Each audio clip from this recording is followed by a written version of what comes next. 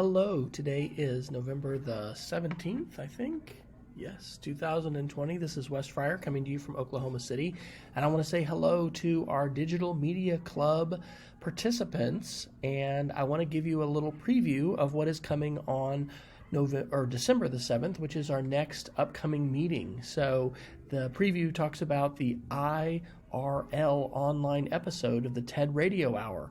And so I thought it might be good just to kind of go over really quick who these folks are and why their ideas and the conversations that are collected and aggregated in this podcast, which is actually from March of 2020, is really just fantastic. So I've just kind of opened up tabs for each of the Twitter channels for these folks and just a little bit about each one of them. So the first speaker is Claire Wardle, and she works at First Draft News. If you're not familiar with them in terms of tracking disinformation and the resources that they create, it is absolutely fantastic. The title of her presentation is Why Do We Fall for Misinformation? And in terms of thinking about the information environment and the ways in which our platforms are really basically kind of stacked against us in terms of valid information and trustworthy information, and just makes gossip, travel at the speed of light. Really good ideas here. And I need to mention that you can listen, of course, to this entire podcast from the TED Radio Hour podcast channel, which is actually how I found this. But you can also just listen to each one of these separately. And so if you don't have time to listen to this entire thing, which is about an hour long, you can definitely listen to some segments of this. And so we'll be talking about all of these, potentially, just depending upon where people want to take the conversation and what elements of this really stood out the most. So I would encourage you, in addition to doing that, follow each of these folks on Twitter if you don't already. The next person, I'm probably not going to pronounce their name correctly, Zeynep Tufekci, and she is somebody who is on my media literacy, list to follow, and her topic is building systems of trust online. And so as we think about how we're going to really, I think, collaboratively re-architect our information landscape, that's very aspirational, but I think that is the prospect that we have before us that we need to be tackling. Her thoughts are really prescient and timely, and so she's definitely somebody to be following. And that's a great presentation. Now, the next person, I'm sure everyone will recognize, this is Edward Snowden. I have, read a number of things, heard interviews that Snowden has done over the years. I think his voice and his perspective are really important. Obviously, he's a controversial figure, but he has brought some really important things to light that continue to be as relevant as they were when he brought them to light. So the topic of his 15-minute presentation, which is a little bit longer than some of the others, is why does privacy matter online? I think it's really vital, and that's a really challenging issue to grapple with students. I've seen the documentary The Social Dilemma twice now, and led a conversation with our parents this last week, and actually at our church and our Sunday school class the last 2 weeks we've had conversations around the social dilemma. And one of the things that it says in that documentary is, here I am holding my cell phone, sharing about what I'm having for dinner or something. Where's the existential threat? But privacy is so important for so many different reasons. And so Snowden's ideas are really great here. On a related topic, I want to commend you, if you haven't seen it, there's several different, movies and documentaries about Ed Snowden, but this is the 2014 documentary Citizen4, and it is fantastic. Highly recommended. So the next person is Margrethe Vestager.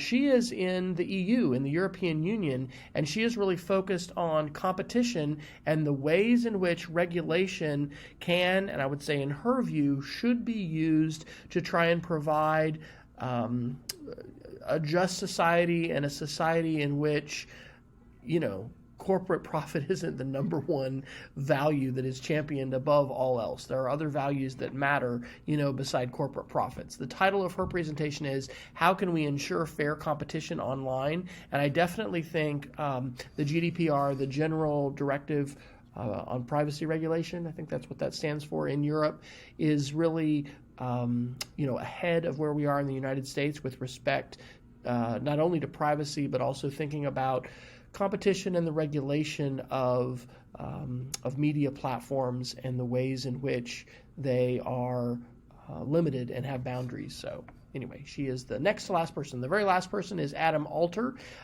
He is a professor at NYU Stern School of Business.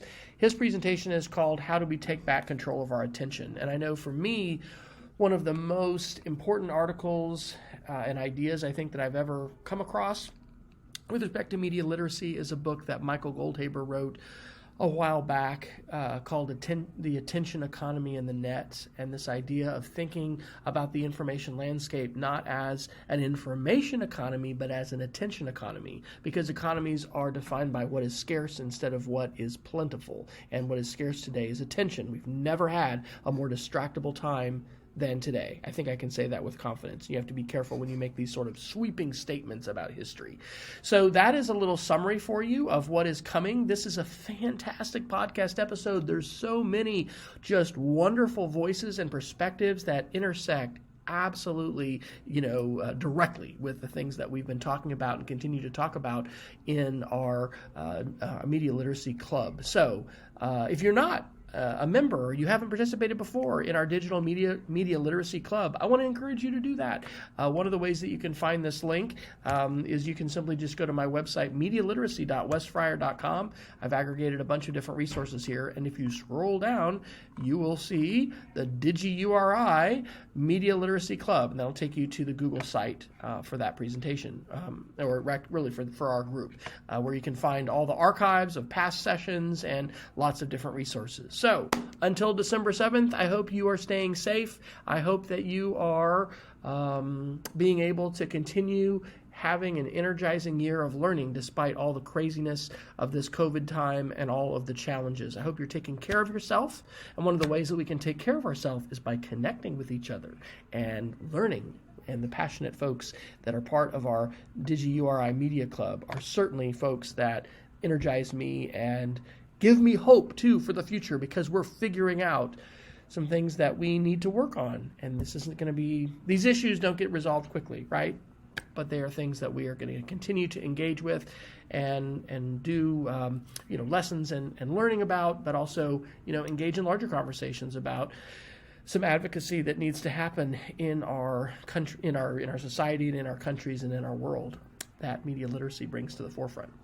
See you on December 7th. Bye.